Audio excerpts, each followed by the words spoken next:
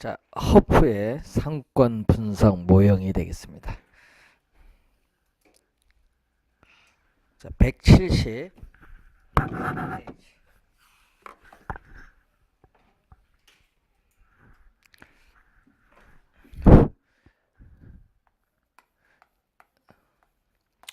자, 이 허프라는 학자죠. 이 허프에 있어서의 이 확률적 상권 분석 모형. 즉 우리가 소비자 거주지에서 우리가 특정 점포를 방문해서 물건을 살 확률이 몇 프로냐. 그래서 이 확률적 우리가 상권 모형입니다. 자, 이 허프의 모형은 우리가 매장 단위죠. 자, 넬리의 소매인력의 법칙은 도시 단위를 기준하는데, 자, 여기는 매장 단위를 기준해서 우리가 분석을 하죠. 자, 그리고 소비자가 행태를 가지고 분석하는 미시적 우리가 측면에서의 분석이 허프의 확률적 우리가 분석 모형이 되겠습니다. 자, 그러면은 자, 여러분 그 교재 보시면은 이 허프는 이 우리가 점포의 성격이라든지 또는 이 교통의 편리성, 접근성, 이 가시성 등에 따라서 우리는 공간 거리 마찰계수를 우리는 0일 수도 있고 뭐 1일 수도 있고 2일 수도 있고 3일 수도 있는데 우리는 공간 거리 마찰계수를 2라고 우리가 가정을 하죠.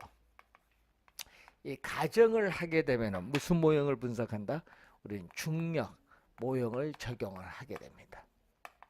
자, 시험 문제는 2라고 꼭 출제하거든요. 자, 그럼 중력 모형을 적용할 때는 이 매장 면적에 비례합니다. 자, 매장 이 면적에 이 비례하고 이 거리에 우리가 제곱에 반비례한다. 자, 매장 면적에 비례하고 거리 제곱에 반비례한다. 뭐 15회 시험에 출제를 했는데, 자, 여러분 올해 시험에 우리가 허프는 이 계산 문제가 출제되지 않겠느냐 생각되는 상당히 중요한 학자입니다. 그래서 잘 공부를 또 해두셔야 될 학자죠. 자, 이 중력 모형은 우리가 15회 시험에 출제를 했습니다. 자, 매장 면적에 비례하고 거리 제곱에 반비례한다는 걸 염두에 두시고, 자, 그러면 이 내용을 우리가 문제를 통해서 한번 확인을 한번 해보겠는데, 자, 여러분 교재 173페이지 보시면은 이 쇼핑센터를 방문할 확률 세 가지가 나오는데, 거기에 보면 A, B, C 이 세 가지가 21회 시험에 또 한번 출제된 지문이고요. 자, 그것은 이제 문제를 풀면서 한번 보겠습니다. 자, 7번 문제 한번 보시면은 C도시 인근에 A, B 두 개의 할인점이 있습니다. 자, 이때 허프의 상권 분석 모형을 적용할 경우에 이 비할인점의 이용객 수는 얼마인가 묻는 거죠. 자, 이때 거리 마찰계 수익 값은 얼마라고? 2라고 주어지고 도시 인구의 60%가 할인점을 이용한데, 이때 시도시 인구가 얼마? 30만 명.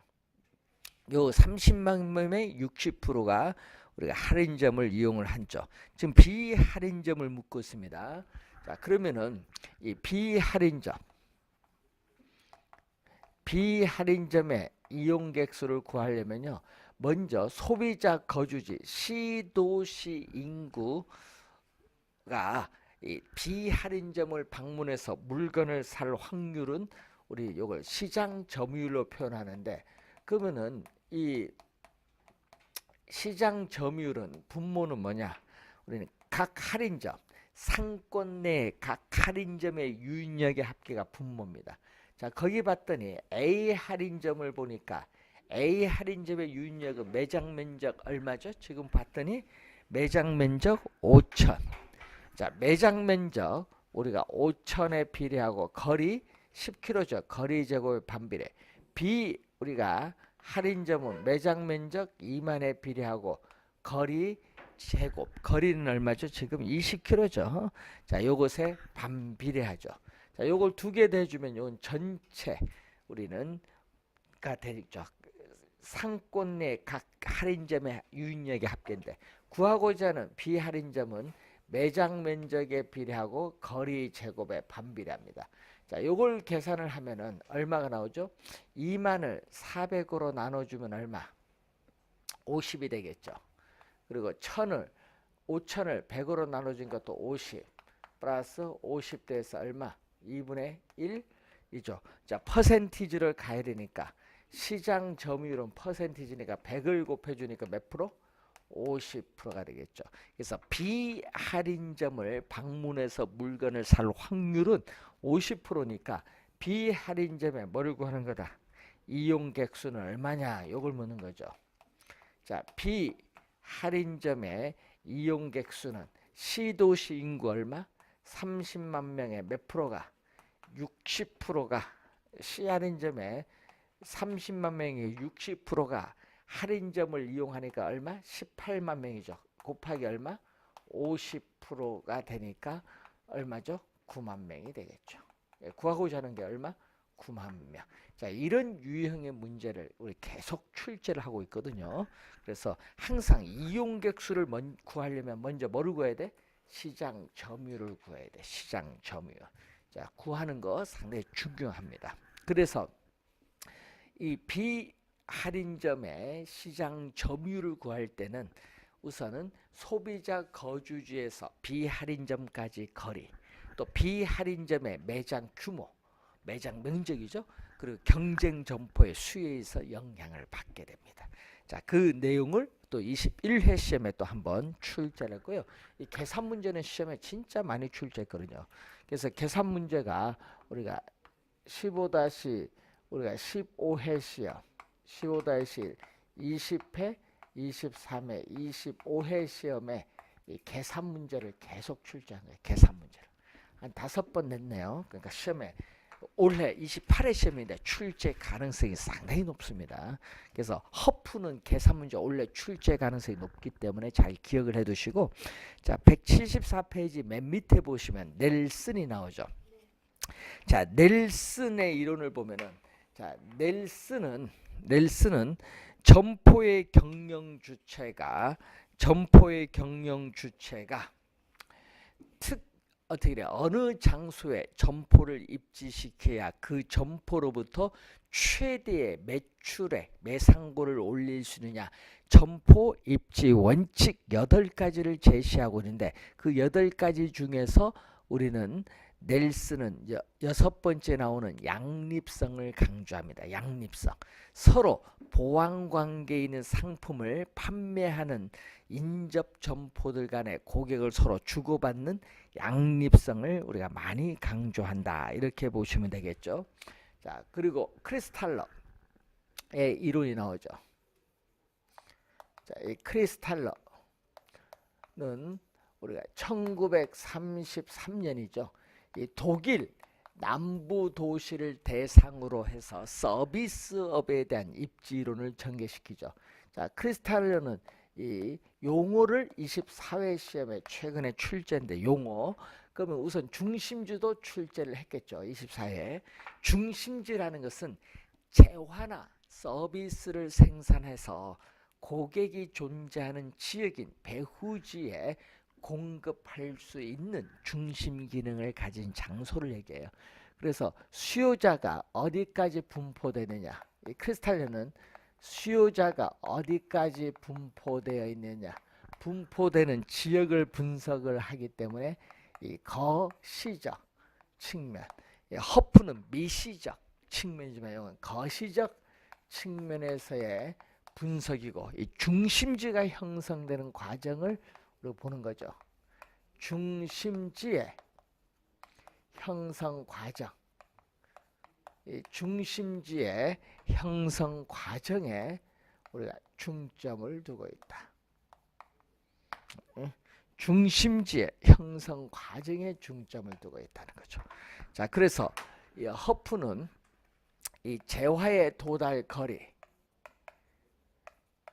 자, 이 재화의 이 도달 거리와 이 최소 요구치의 관계, 자, 이 최소 요구치의 관계를 우리가 설명하는 이론을 우리가 의미하죠. 자, 12회 시험 출제군 16회 시험에 출제했죠.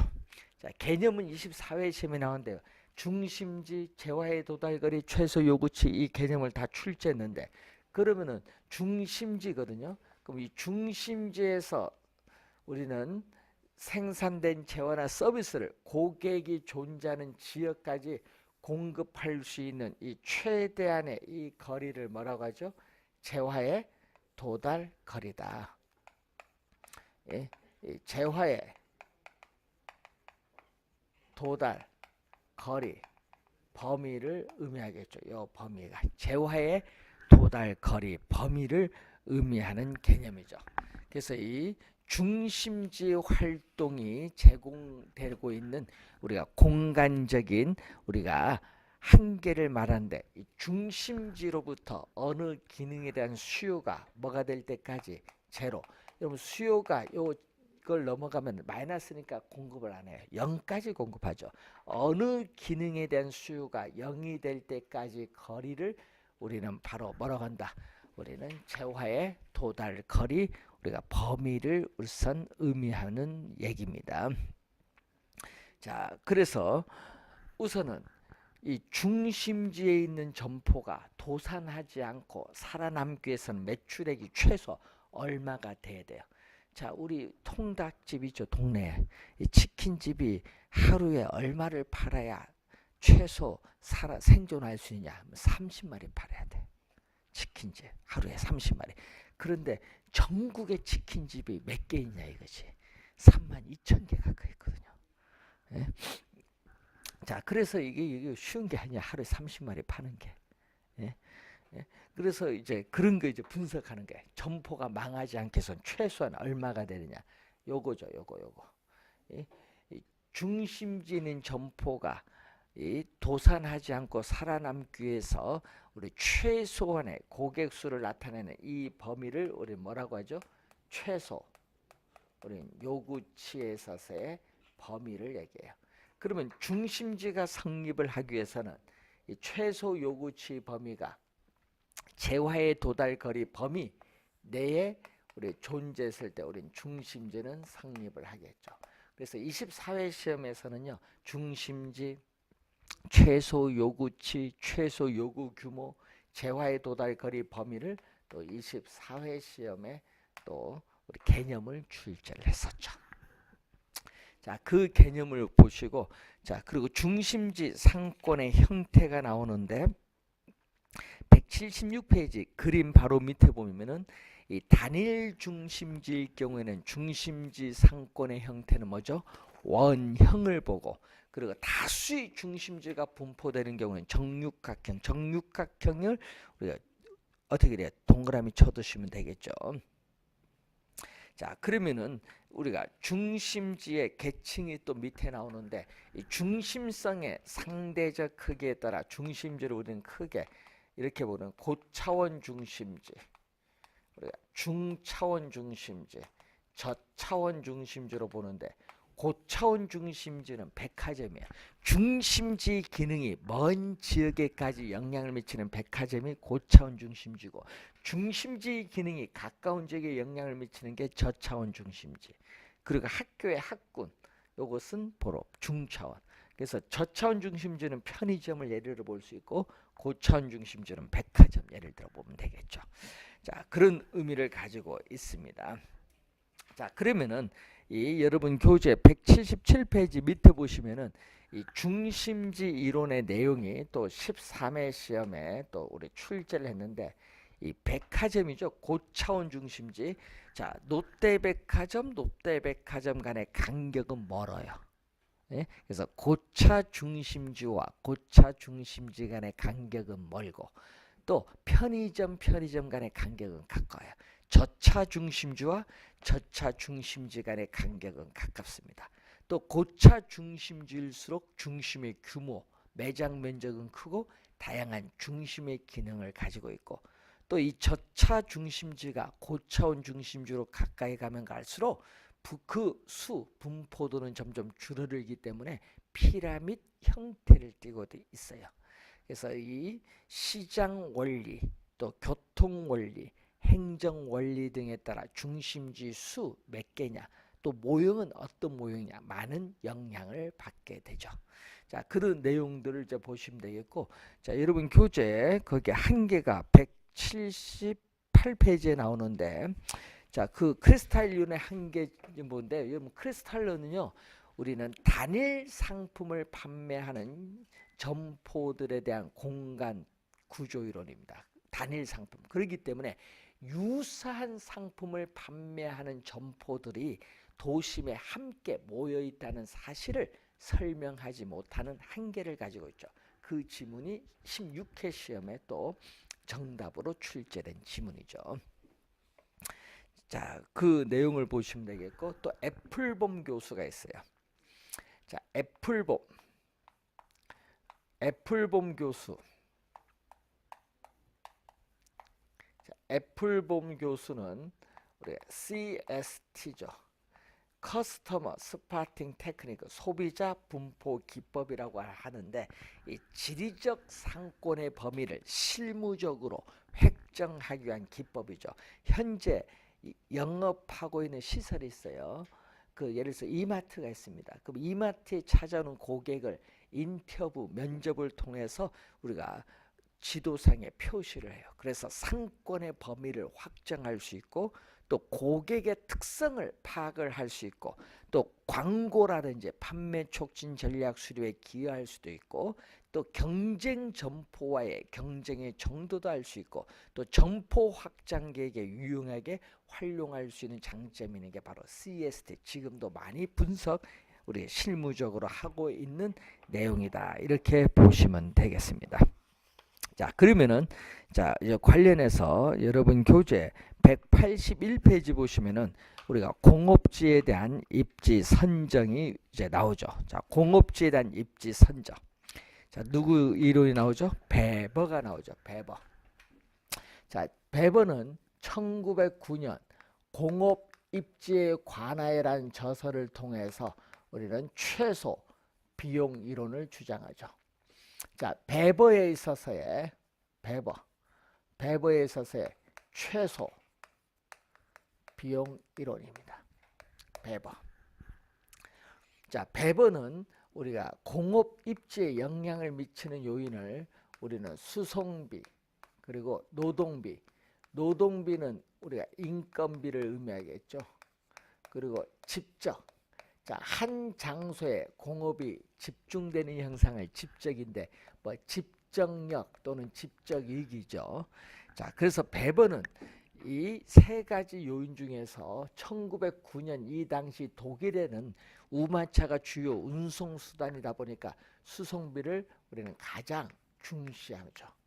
자, 수송비를 가장 중시를 한다. 그리고 이 수송비는 원료와 제품의 무게, 또 원료와 제품이 우리가 수송되는 거리에서 결정된다. 그 지문은 또 21회 시험에 출제했죠. 원료와 제품의 무게, 원료와 제품이 수송되는 거리에서 수송비가 결정된다는 내용이죠. 거기에 181페이지 의의 시에 나와 있죠. 그 지문이 우리가 또 어떻게 돼? 21에 나왔고, 또 A지문 수송비가 가장 중요한 요소는 13회 시험에 출제된 용어죠. 자, 그러면은 여기서 요거죠. 노동비, 집정력과 같은 다른 이게 생산 조건, 다른 이러한 생산 이 조건이 일정하다, 변화가 없다, 일정하다면, 노동비라든지 집정력 같은 다른 생산 여건이 일정하다, 변화가 없다면은 뭐가 이 수송비가 뭐가 되는 지점? 최소가 되는 점. 그래서 그 B에 보니까 뭐가 되는 점? 최소의 수송비가 드는 지점. 이 최소의 이 수송비를 운송비라고도 하죠. 이 최소의 이 수송비가 드는 지점에 공업이 우리는 입지해야 된다고 주장한 학자가 누구다? 베버. 이게 B에 나와 있는 그러한 우리가 내용이 되겠습니다. 자, 그러면은 이 배버에 이제 관련된 우리가 내용이 나와 있는데, 그럼 배버에 있어서의 우리가 관련된 이론이 우리가 입지삼각형이 있어요. 자, 배버의 입지삼각형, 유명한 배버의 이론이거든요. 자, 배버의 입지삼각형은 이런 의미죠. 자, 입지삼각형 안에 공장은 존재한다. 여기에 공장 P가 존재한데, 이렇게 원료 산지는 두 군데, M1 원재료가 있는 장소, M2 원재료가 있는 장소. 원료 장소는 두 가지. M1 원재료의 무게를 X, M2 원재료의 무게를 Y. 시장은 하나. 시장은 여기 있을 때 제품의 무게를 우리는 Z라고 보죠. 그럼 M1 원재료가 공장까지 운송되는 거리를 A, M2 원재료가 공장까지 운송되는 거리를 B, 공장에서 생산된 제품이 시장까지 운송되는 거리를 C라고 보면, 아까 수송비는 뭐라고? 원료와 제품의 무게, 원료와 제품이 수송되는 거리에서 결정되죠. 그럼 M1 원재료가 공장까지 운송하는 데 드는 비용, 거리와 무게를 곱해주면 돼. A와 X를 곱해주면 돼. 또 M2 원재료가 공장까지 운송되는 비용은 이 거리와 무게를 곱해줍니다. 이건 톤과 킬로미터 이런 건 다 생략. 자, 그러면은 요걸 두 개를 더해주면은 이것은 M1, M2 원재료가 공장까지 운송하는 데 드는 수송비야. 또 공장에서 생산되는 제품이 시장까지 운송되는 비용은 C와 Z를 곱해주면 되겠죠. 이걸 더해주면 되는데, 이것은 제품, 공장에서 생산된 제품이 시장까지 운송되는 비용이죠. 이걸 다 더해준, 다 더해준 원재료 운송비와 제품 수송비를 다 더해준 이 총 수송비가 뭐가 되는지요? 최소가 되는 지점에 공업이 입지해야 된다고 주장한 학자가 누구다? 배버다. 배버. 자, 그래서 배버는 원료를 뭘로 보냐? 배버는 어느 지역에서든지 누구든지 쉽게 구할 수 있는 원료, 뭐 물과 같은 이런 보편 원료는 수송비의 영향을 받지 않습니다. 그런데 우리가 특정 지역에서만 구할 수 있는 원료, 이 편제, 국지 원료는 특정 지역에서만 구할 수 있는 원료이기 때문에 이것은 우리가 수송비의 영향을 받는다. 수송비의 영향을 받게 된다는 그러한 내용이 되겠죠. 자, 이것을 우선 우리가 확인을 해 두시면 되는 그러한 내용이 되겠습니다. 자, 그러면은 이 관련해서 이제 배버에 관련된 이론을 한번 봤고요. 자, 그러면은 여러분 교재에 183페이지 보니까 중간에 원료 우리가 지수라는 용어가 나오죠. 원료 지수. 자, 배버는 원료 지수, 우리 M을 이렇게 표현하죠. 이 국지 원료 또는 편제 원료의 중량, 국지 원료, 편제 원료의 중량을 이 제품의 중량으로 나눠준 것을 원료 지수 M이라고 해. 그러면 M이 1보다 크다는 것은 국지 원료의 중량이 제품의 중량보다 큰데, 이때는 원료를 시장까지 운송해 와서 생산하면 원재료 운송비가 많이 들기 때문에 원료 장소에 입지해야 돼. 그래서 원료 지향형, 원료 우리가 지향형 입지 산업이다. 그래서 대표적인 게 가공하는 과정에서 제품의 중량이 감소하는 산업, 대표적으로 뭐가 있어요? 시멘트 산업. 예? 중량 감소하는 산업, 대표적인 게 시멘트 산업이거든. 그리고 원재료의 부패가 심한 산업인 통조림 공업, 냉동 공업이라든지, 또 원재료 운송비가 제품 운송비보다 큰 산업, 또 국지 원료를 많이 사용하는 산업이 여기에 해당하죠. 자, M이 1보다 작으면은 국지 원료의 중량보다 제품의 중량이 커요. 이때는 원료 산지에서 생산하면 어떻게 돼? 제품 운송비가 많이 들어서 안 돼요. 그래서 이때는 소비진 어디에? 시장. 소비진 어디에 입지해야 된다? 시장에 입지하는 게 유리한 거예요. 시장 지향형 입지 산업으로서 여기는 가공하는 과정에서 제품의 중량이 증가하는 산업. 이 가공하는 과정에서 제품의 중량이 증가하는 산업. 대표적으로 맥주, 청량 음료와 같은 산업. 그리고 완제품의 부패가 심한 산업, 제빵 산업. 또 원재료 수송비보다 제품 수송비가 큰 산업, 보편 원료를 많이 사용하는 산업이 여기에 해당합니다. M이 1일 때는 분모 분자가 같기 때문에 수송비의 영향을 받지 않기 때문에 어느 지역에 입지하든 관계없다. 그래서 항공기와 같은 자유 입지형 산업이 여기에 해당하죠. 자, 그리고 노동지향형 산업이 있죠. 노동지향형 산업은 우리가 미숙련공을 많이 활용하고 상대적으로 임금이 저렴한 지역에 입지에 유리한 산업으로서 섬유, 의류, 신발 등이 여기에 해당해요. 또 집적 지향형 산업이라는 게 있죠. 집적은 한 장소에 공업이 집중되는 거예요. 석유, 화학이라든지 자동차 이런 건데, 그래서 우리는 운송비의 비중은 뭐다? 적게 들죠. 자, 운송비의 비중은 적게 들고 우리가 기술의 연관성이 높은 계열화된 산업인 경우에 여기에 해당하죠.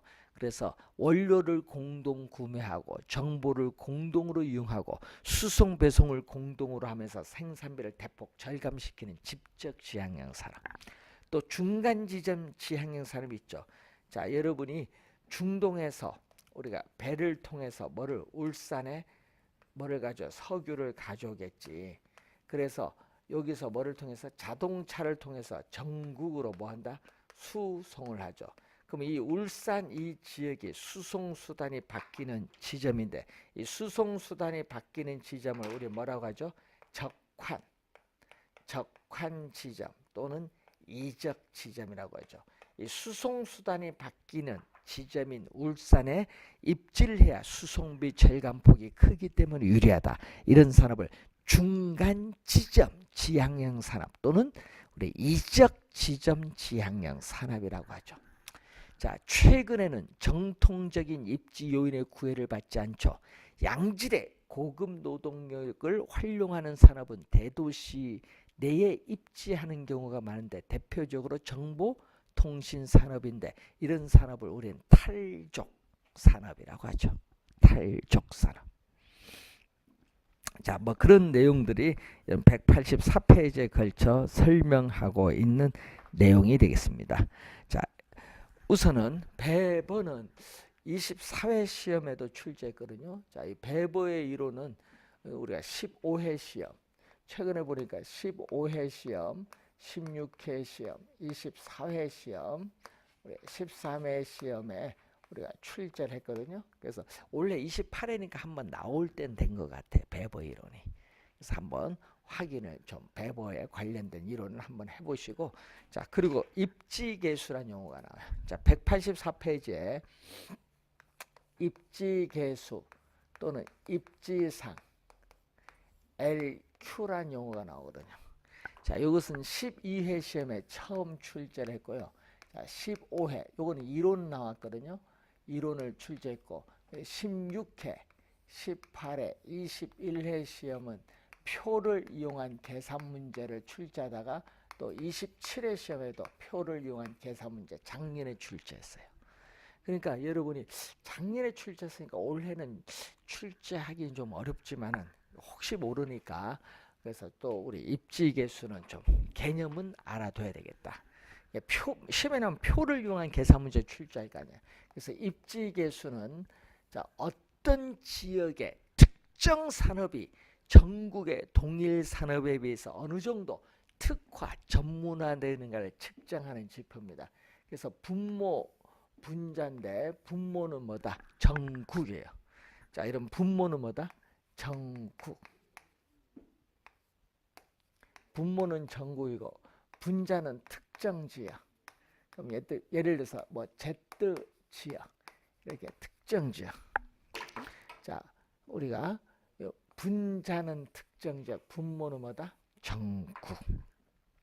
그래서 전국 전체 산업, 자, 전국 전체 산업의 고용자 수에 대해서 전국의 특정의 I 산업의 고용자 수가 차지하는 비율이죠. 자, 그리고 또 Z 지역 전체 산업의 고용자 수에 대해서 이 Z 지역 I 산업의 고용자 수가 차지하는 비율을 우리는 LQ인데, 그래서 LQ가 1보다 큰가 또는 LQ가 1보다 작은가, LQ가 1일 때, 자, 요걸 보는 내용이 되겠죠. 자, 그러면은 우리가 Z 지역의 특정의 I 산업이 어떻게 나오느냐 이거죠. LQ가 1보다 크면은 Z 지역 전체 산업 고용자 수에서 I 산업 고용자 수가 차지하는 비율이 전국보다 커요. 이때는 Z 지역 내에서 생산해서 소비하고 남은 나머지를 Z 지역 경계 밖 전국의 다른 지역으로 수출할 수 있어요. 그래서 전국의 다른 지역으로 수출할 수 있는 뭐죠? 기반 부문의 산업이다. 기반 부문의 산업. LQ가 1보다 작으면은 Z 지역 내에 생산, 소비 우리가 하는 그러한 것을 의미하기 때문에 다른 지역으로 수출하지 못하는 우리 기반 부문의 산업. LQ가 1일 때는 분모 분자가 같기 때문에 전국 평균 수준으로 생산한다. 전국 평균 수준으로 생산하는 게 우리가 의미하겠죠. LQ가 1이다. 자, 그 내용을 지금 설명을 우선 하고 있습니다. 자, 입지 개수에 대한 내용이 185페이지에 나와 있고, 자, 그리고 187페이지 보시면은 경제 기반 숭수가 나오죠. 자, 여러분이 어떤 지역의 경제 활동은 기반 활동과 비기반 활동이 있습니다. 자, 그 지역 내에서 생산해서 다른 지역으로 수출하면 기반 활동, 그 지역 내에서 소비하면은 비기반 활동인데 그 두 활동이 주어져 있어요. 자, 이때 경제 기반 숭수는 자, 경제 기반 숭수는 어떤 지역의 총 고용인구, 이 전체 고용인구를 그 지역의 기반 산업 고용인구로 나눠주면 되겠죠. 그 지역의 총 고용인구가 10만 명인데 기반 산업 고용인구가 얼마다? 2만 명이다. 나눠주니까 얼마? 5가 되겠지. 자, 그러면은 여기서 총 고용인구, 자, 요 수식에서 어떤 지역의 총 고용인구는 뭐의 경제 기반 숭수, 이 경제 기반 숭수에 뭐를 곱해줬다? 기반 산업 고용 인구를 곱해준 거죠. 기반 산업 고용 인구를 곱해준데 이 기반 산업 경제 기반 숭수 지금 5죠? 그러면 자, 올해 그 어떤 지역의 기반 산업에서 2,000명을 고용했더니 경제 기반 숭수가 오면 그 지역에서 얼마? 10,000명이 고용된 거죠. 그 10,000명에서 2,000명을 뺀 나머지 8,000명은 비기반 산업에서 고용됐다는 것을 우리는 알 수가 있는 겁니다. 자, 이런 걸 판단하는 게 경제 기반 숭수를 의미하죠. 자, 그 관련해서 우리가 그 내용 용어 정도 확인해 두시기 바라고. 자, 188페이지 보시면은 189페이지 보면 도시 내부 구조 이론이 나오죠. 자, 도시 내부 구조 이론은 또 원래 출제가 또 예상되는 또 상당히 중요한 부분인데, 자, 이 도시가 어떻게 형성돼서 지금까지 발전되어 왔고 앞으로 미래에 어떻게 발전되어 나갈 것인가를 우리가 예측하는 모형이죠. 그래서 최초가 누구냐 하면 최초가 1925년에 나타난 버제스, 최초가 1925년에 나타난 버제스의 뭐죠? 동심원 이론이죠. 자, 버제스의 동심원 이론. 자, 이 버제스는 우리 1826년에 나타난 튀넨에 있어서의 최초의 농업 입지 이론, 고립국 이론을 응용했죠. 자, 이 고립국 이론은 6가지 형태. 자, 시장에서 거리가 멀어질수록 6가지 형태의 작물을 재배하면서 지대도 6가지가 나타나는데 6가지 형태의 이 동심원 형태의 지대 모형이 나타나는데 이것을 응용을 한 거죠. 그래서 이것을 최초의 농업 입지론을 응용해서 도시 공간에 적용시킨 게 버제스입니다. 자, 그래서 이 버제스는 어느냐 미국의 시카고를 대상으로 합니다. 미국의 시카고를 대상으로 하는데 이 버제스는 미국 시카고 대학의 도시사회학자죠. 그래서 미국의 시카고를 대상으로 합니다. 자, 미국의 시카고를 대상으로 해서 전개시키죠. 자, 그래서 도시의 핵심이 뭐죠? 도시의 핵심이 중심 업무지구 CBD예요. 이 정치, 사회, 문화의 중추적인 역할을 하고 있는 핵심인데 이 핵심에서 우리가 적응하지 못해서 밀려나서 이 퇴폐, 슬럼지구를 형성하는 이게 바로 점이지대. 이걸 시험에 또 많이 출제하죠. 두 번째 있습니다. 점이지대 또는 전이지역, 천이지역, 점이지대고 세 번째는 공장의 근로자들이 거주하는 저소득 주택지역. 네 번째는 중상층 이상의 고소득층이 거주하는 고소득 주택지역. 다섯 번째는 교외의 통근자들이 거주하는 지역이죠. 그래서 도시의 핵심으로부터 동심원상으로 모든 방향으로 균일하게 도시가 5가지 형태로 우리는 분화하죠. 이 5가지 형태로 분화가 되면서 우리는 도시가 성장한다는 이론을 전개시킨 학자가 버제스입니다. 그래서 뭘로? 도심에서 외곽으로 갈수록 지대도 낮아지고 인구 밀도도 낮아지고 도심으로부터 거리에 따른 접근성도 낮아지고 범죄도 줄어들고 질병도 적어지는 형상이 나타나요. 자, 순서 최초니까 순서 5가지 형태의 순서 꼭 기억을 해둬야 됩니다. 그래서 하나의 도시만을 대상으로 했기 때문에 도시 내부 공간 구조 이론의 일반화를 결여되어 있다는 한계를 가지고 있고 이 도로교통 수단의 발달이 이 동심원 형태를 변형시킬 수 있다는 점을 간과하고 있다는 한계는 가지고 있어요. 자, 그래서 요것을 변형했죠. 이 동심원을 번영을 한 모형이 나오죠. 예.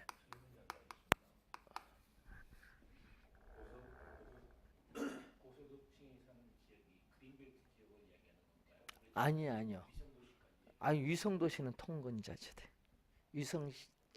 요거 도시 경계 밖으로 나가는 게 통근자지대 위성도시 안에 도시 안에. 아니요. 그린벨트까지는 안 들어가요. 그린벨트라는 게 그러는 것은 딱 정해진 게 아니에요. 예? 그린벨트는요 우리나라에 있는 거예요. 요거는 우리나라 이론이 아니에요. 미국 이론이지.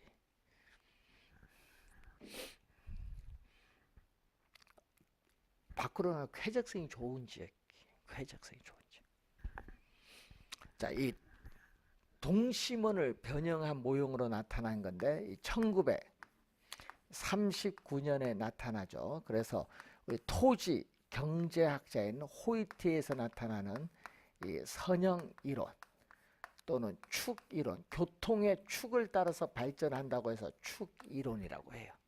선형은 부채꼴 모양인데 이렇게 도시의 핵심은 하나인데 이렇게 교통의 축을 따라서 도심에서 이렇게 방사되는데 이 모양이 꼭 무슨 모양을 띠고 있다 이렇게 부채꼴 모양을 이렇게 뜨는 거예요. 부채꼴 모양.